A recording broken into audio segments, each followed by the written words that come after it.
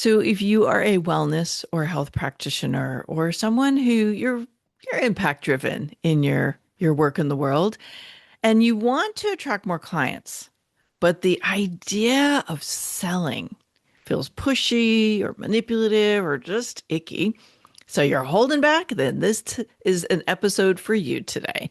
Welcome to Amplify Your Success Podcast. I'm your host, Melanie Benson. I'm known as an authority amplifier. I'm also host of the Rising Tide Collective. And today I'm joined by Ton Jackobs because we're going to talk about selling with heart. It's a new way to sell confidently, to connect deeply, and to grow your business with integrity. Now, before we drop into this conversation, I want you to ask yourself, are you being seen where your ideal clients are looking for solutions? If your visibility and your content isn't delivering you ready to buy clients, then it's time for you to optimize what I call your lighthouse message so you can get it in front of new audiences. I want to invite you to start with a free resource. You're going to find this really valuable, these 7 key components. When you put them together and you bring your lighthouse message into this framework, you're going to find that not only are you no longer a best kept secret, but you're attracting people who get why you are the one they want to work with. So head on over to melaniebenson.com/framework. I'll also link that up in the show notes and get started on your adventure to having a powerful magnetic brand that pulls clients into you. Now, let me introduce our guest today. I'm very excited about this conversation. But first, let me give this man a proper introduction. Ton Jackobs. He's the creator of Selling with Heart framework, a sales strategist who helps heart-led entrepreneurs grow their businesses without feeling pushy or inauthentic.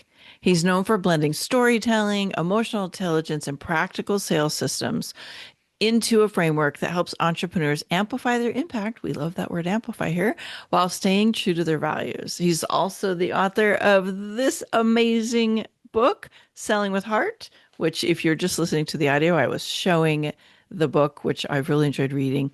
And he speaks all over the world on ethical sales, automation, and purpose-driven business growth. Tom, thank you so much for joining me on Amplify Your Success today. Well, thank you so much for having me, Melanie. It's a pleasure to be here. Well, I have a real affinity for this topic, which is Mhm. why I was like, oh, yeah, we have to have this conversation on the show. When I started my journey into entrepreneurism and a coaching practice way back in 2000, I was that exact person that you describe in your book. I was like, can somebody please just deliver me clients so I can do the work that I'm here to do? And I found That's right. selling daunting and very Mhm. unappealing, and I resisted it and avoided it at all costs. And I love that you're bringing this body of work to the world through your book and through your podcast and through all the work that you're doing, because there's a lot of people that can do good in the world if they know how to sell. Yeah, exactly. Because my whole philosophy is selling and serving. And if you aren't able to help that person make a decision during the sales conversation, and they're in pain, I mean, that could be physical pain or mental pain, or just they need to change, and you're not able to help them make that decision to work with you, and you know for sure in your heart of hearts that you can help them, well, that's a problem. Yep. And selling with heart definitely fixes that because it you don't have to push somebody. You can't convince anyone because you literally cannot do that. But you can help people make a decision that's right for them. And that's what selling with heart really does for the practitioners that are afraid of selling. Because selling isn't a bad thing. It's a really good thing because that's how you help people. That's how you get your business going. And that's how the world works, really. Well, truthfully, they're going to choose somebody. That's So right. why not choose you? Well, and this is what I've seen too, because I've been in the industry for 25, yeah, a long time. And in my fitness business, people would come in, and if I wasn't able to close them into a program, which for the first 6 months of me owning the gym was absolutely the case, I couldn't sell anything. I, I keep saying I couldn't close a door in that first 6 months, but people wouldn't necessarily go and do something else. They would do nothing. And I think that's even worse because now here's somebody that could really use the services, either, personal training or functional medicine or what have you. And now they don't get that. What's going to happen to that person? Well, they're going to go through life. They're going to be suffering. They'll die an early death. And basically, you've killed them because you can't sell. And Mm. I say that a Kind of an little intense joke, way to look at it. a little bit jokingly. However, if you offer a really great service that really has a transformation for people, it's almost your duty and obligation to be able to help people make that decision to work with you. Mm. Yeah, and I think maybe what we're doing is we're drawing a distinction here, and this always helped me once I really embraced selling. I went from resisting it, never doing it, to really like I have conversations with people now where they're like, that was the most beautiful sales conversation I've ever been in because I'm not selling, right? Like we're Right. helping people make a Yeah. decision. And I think that's a distinction. But I think there's another distinction I want to get your 2 cents on, and that is, I think there's a distinction between I'm hiring somebody, are they going to hire you? And this person maybe can't they're not ready or they're not really an aligned client. And I think this is where people start to feel that sense of ickiness. It's like trying to sell ice to an Eskimo versus Yeah. selling ice to someone who's stuck in a hot place who really benefits from it, right? Right. What's your Yeah. take on that? Yeah, I think I actually say that in the book that somebody once said to me, and it was supposed to be a compliment. And they said, "Oh gosh, Tom, you're so good at this. You could sell ice to an Eskimo." And actually, I was kind of offended because I would never do that because an Eskimo doesn't need ice. So why would I sell them something that they don't need? And like you just said, and and that's part of the sales process is when you're sitting in front of somebody, a prospect, it's a two-way street, right? You're checking out, can I work with this person? Whether your protocols will work with them or you want to work with them personally, you're interviewing them as much as they're interviewing you.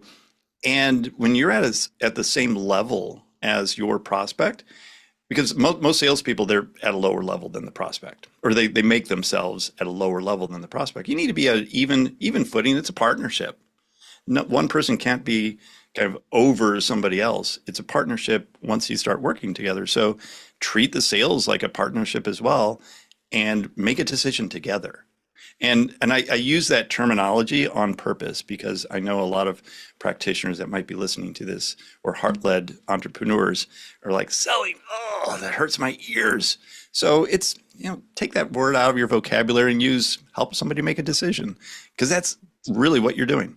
And that decision, and you as the practitioner, as the salesperson have to be okay with this as well, that decision could be a yes or it could be a no. That's the decision. It's that binary. It's not, oh, let me think about it. Let me talk to my spouse. Let me work out first before I come work out with you. Because that's worked out really well in the past, right? So like people come up with all those excuses so that one, they don't have to make a decision because that's difficult. It's change for a lot of people. And they don't want to upset you. A lot of people, that the reason that they stall and ghost you is because they're trying to be nice. I know it sounds really ridiculous that somebody would ignore you by being nice, but they just don't want to say no. They don't want to reject you. And so that's why a lot of the objection handling and those sales tactics kind of work towards that. But that's why sometimes it feels icky, is because you're trying to do something that isn't natural. It's not part of the natural conversation. So yeah, it does feel icky. But if you do it the right way and have a conversation versus trying to push or cajole somebody into doing something that they may or may not want to do, well, that's going to be pushy then. Yeah. And I think not only does the other person feel that, but you feel that. And if you're heart led and you're impact driven, that doesn't really feel integrous. So you're No. kind of like, okay. Well, and I'm just kind of curious, is there any other things you noticed about how impact driven, heart led business owners, the way they sell that maybe is working against them being able to have Oh a yeah. full client roster? Yeah, the number one thing that I see and I hear, and I did this too, is that they coach on the sales call. Mm. So a sales call or a sales conversation can be on Zoom, in person, whatever. I just say sales call. Um, that has a structure to it, and there are five steps to the sales, or the sales, five sections to the sales conversation. So rapport building, which I call hugs, and then you have your questioning. So you engage with people. That's the E in heart, by the way. So you engage by asking questions. You mirror back to them what you heard them say, and then you present your solution that matches their problem. So that's all part of engage. And then that's four parts. And then the fifth part is you ask.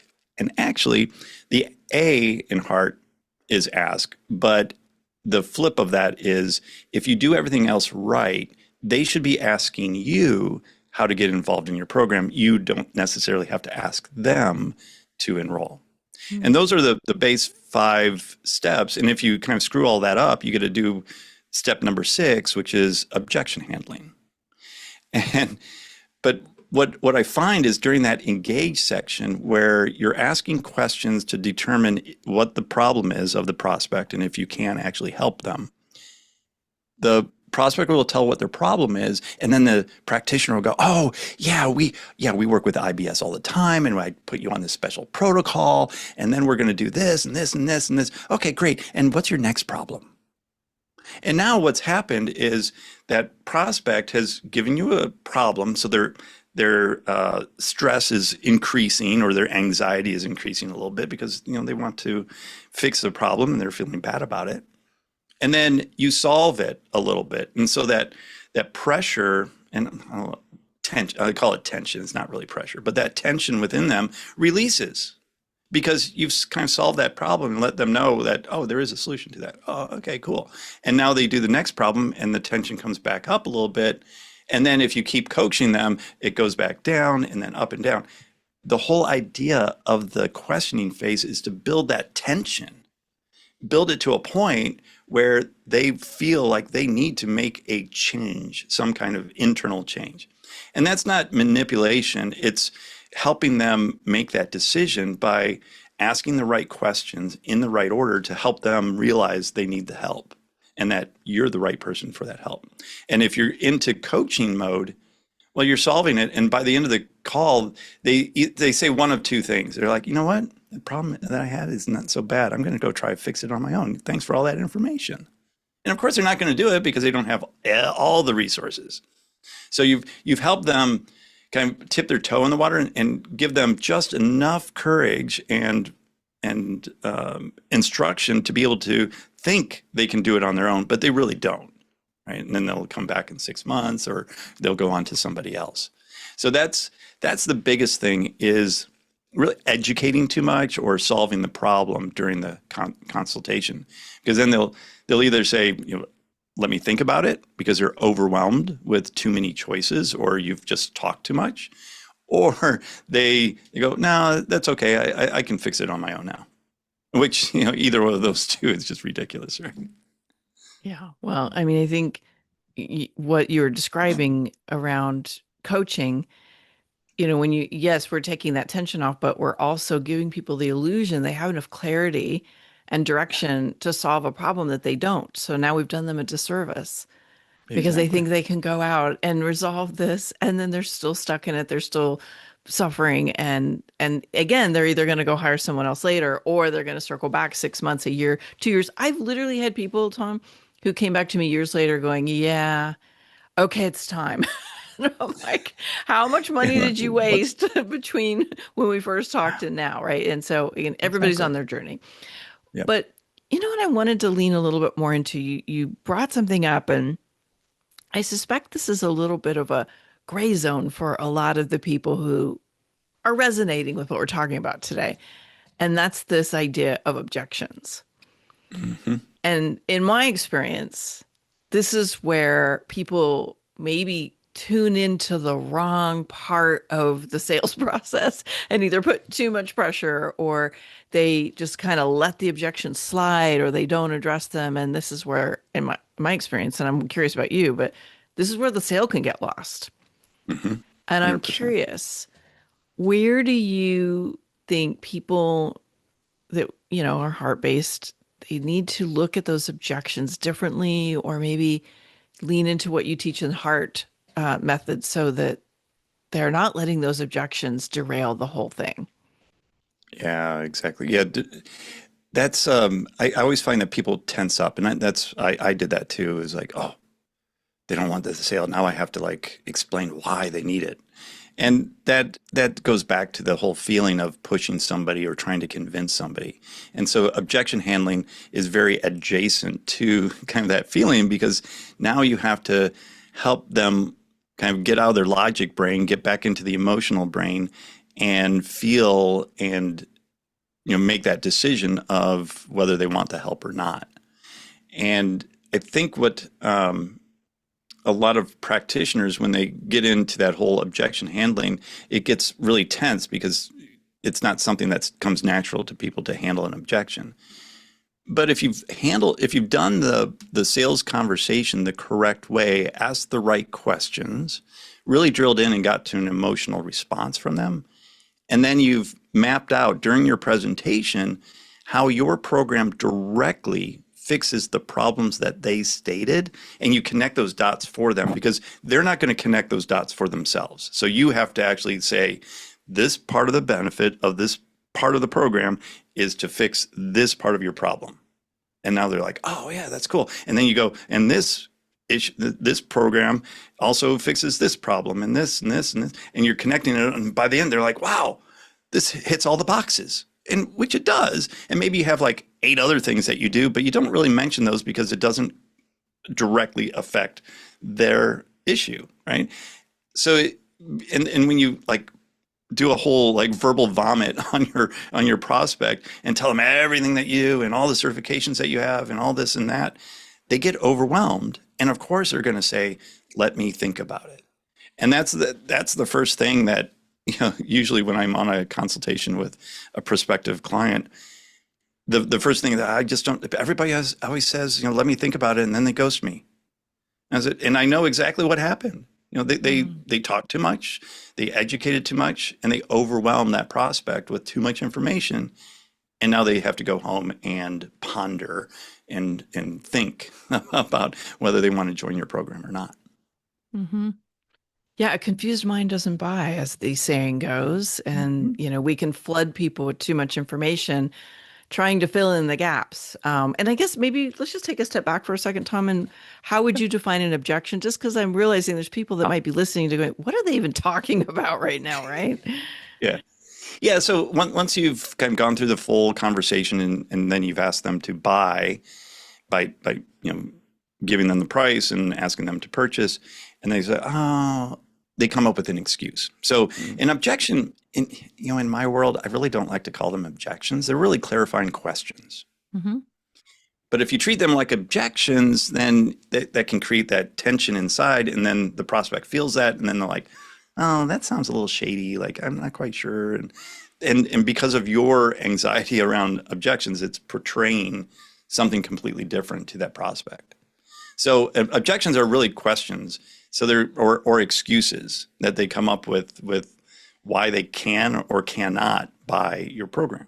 Mm. So then you just need to work through that to help them realize that their objection is probably unfounded, and so you just kind of help them navigate that. Because you can't tell people what it is and why they need it. They have to tell themselves that, or else they're not going to believe you. Yeah, and I think as you're pointing out to us, the power of helping them move into a decision, yes or no, is asking better questions. So if you're teaching and you're coaching and you're solving problems, you're not actually asking better questions. You're just trying to prove yourself. That's exactly it. Yeah. And that's I think that's what a lot of novice salespeople try to do, is like, oh, I have to like impress this person. Mm-hmm. And you don't. The old saying, it's the know, like, and trust factor, that you need know, like, and trust for people to buy. I actually kind of revise that. You only need them to know and trust you. They don't have to like you to buy from you, but they do need to trust you, and they need to know that you're going to help them solve their problem. But like, you don't need people to like you, but we all like it when people like us, though. So, Yeah, it feels better. yeah, yeah, I mean, that's a whole conversation in itself, probably. So, right. what do you see that happens differently when someone's selling with heart? Yeah, it's when they're selling with heart, it's more of a conversation, and you're connecting with that person at a human level. There's no, like, you have your predefined questions and all that, but there's really no agenda, so to speak, in terms of just like a mental agenda, other than, can I help this person? And if I can help them, how would I be able to help them? So you're figuring out, one, the problem that they're presenting to you, is that a problem that you can solve and can solve well for them? And then if you can solve that, is there a certain program that you offer that would be the perfect fit for them? And so that's basically what you're listening for during the conversation is, and during that heart conversation is, well, what's the problem? So you need to ask the right questions to get to what the problem is and why that's important for them to solve. And then you go, like, what have you tried in the past? So we make sure we don't repeat that again. And then the final question is, why now? So you get rid of the got to think about it, because they'll tell you why they need to change now. I mean, all these questions, like, it's a lot of times it's the first time a prospect has verbalized what the problem is and why it's important for them to fix it. And that's really powerful, because now they're talking to a medical professional, like if you're in the medical field, and for the first time, somebody with a white coat is actually listening to them and spending more than 5 minutes with them. And that's really powerful when you're the doctor and you're spending 30 minutes, 45 minutes on a consultation with somebody and trying to help them solve that problem. That's powerful. And people don't get that. Yeah. Yeah, I think a lot of times people just want you to see them and believe in them and that this is possible and transfer that belief and that conviction and helping them to them. And I think that lights a fire in the potential client as well. At least that's a lot of what I've seen. Even on the other Oh, side of it, when I'm having a conversation with a practitioner or somebody I'm considering using their services, it's like when I know they believe in me and their conviction of like, we can do this, that's definitely moving me up to another level of commitment to the sales process with them. yeah. Yeah. So we have people in all different kinds of industries that are listening today, all over the world. And I'm sure someone's thinking to themselves, okay, heart, that's not going to fly in my industry, right? Or they're thinking, will this work in the type of clients that I attract or the type of programs that I sell? Are there certain types of industries that can use more heart in their sales where maybe this wouldn't work for? That's a really great question. I get that a lot, especially from B2B or business to business salespeople. It's like, Tom, I sell software. Like, I don't need to sell with heart. Like, I'm selling to big companies, and there's no room for heart in a big company. And I have to call BS on that, because you're not selling to a big company. You're selling to a human being that is working for a big company. And it's that human connection that we all need. Yeah, that buyer at the, I used to work in logistics in oil and gas, and I would manage rail cars of chemicals across the U.S. And it was a great career.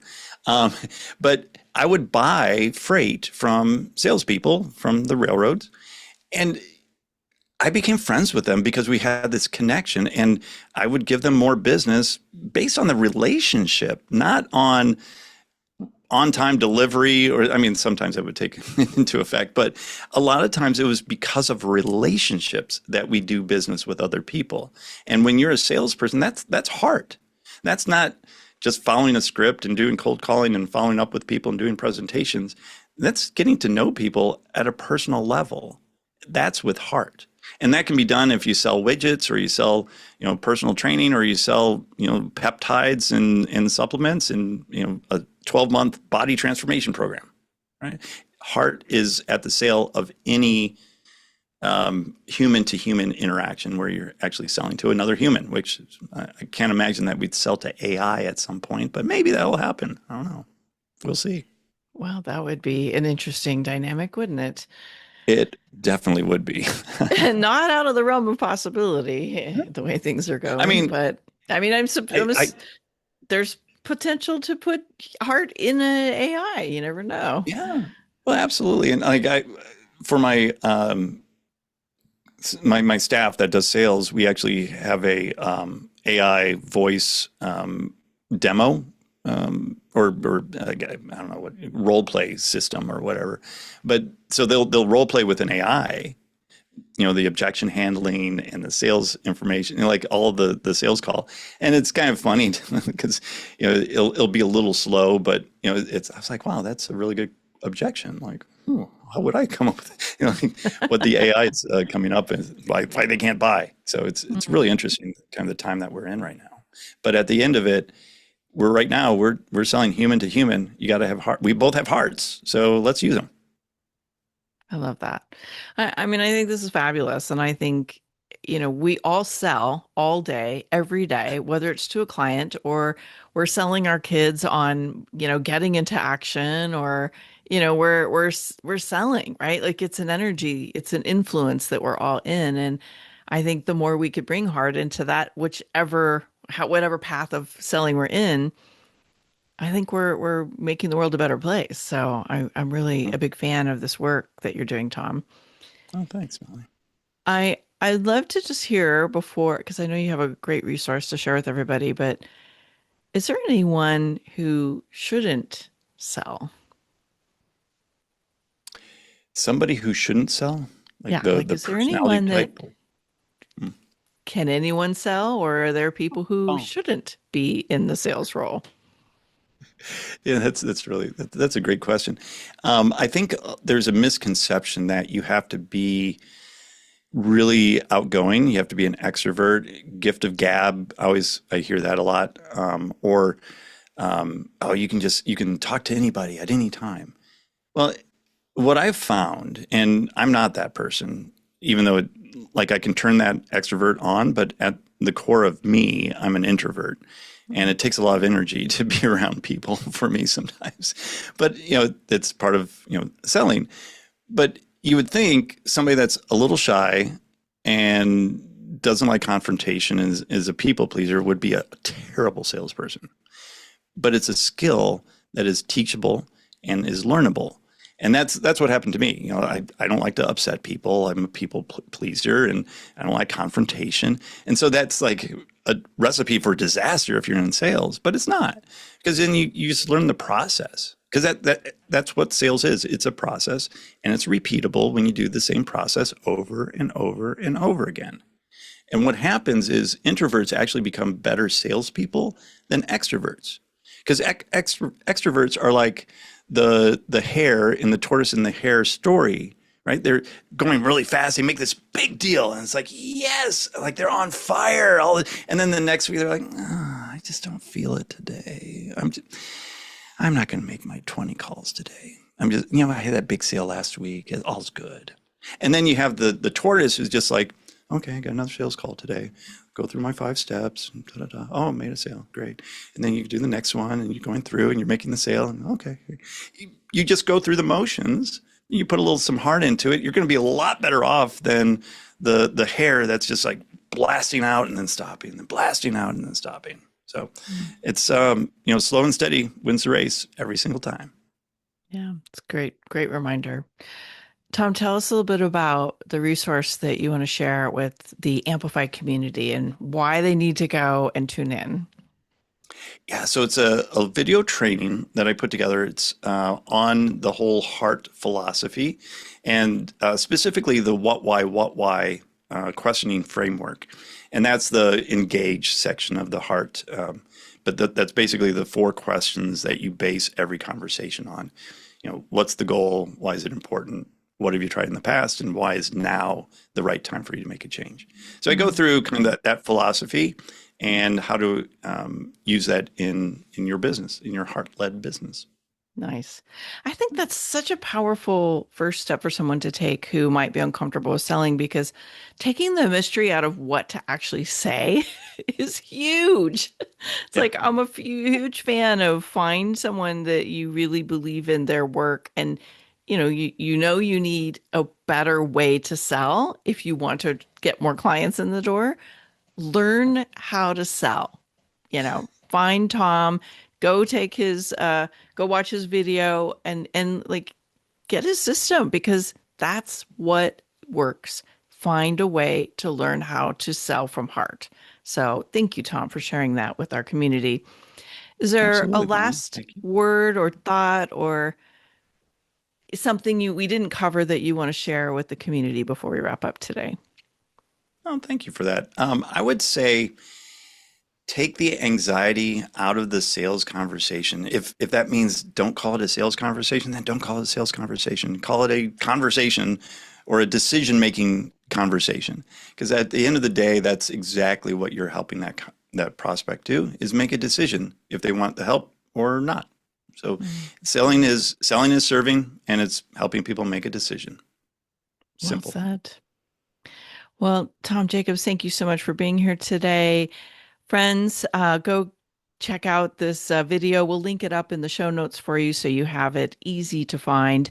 And go listen to his show, Heart Led Business. It's so good. Guess who will be a guest on the show soon? Yeah, just a little teaser. You could look for me popping up in his podcast lineup. And Right. Amplifiers, thank you so much for tuning in today.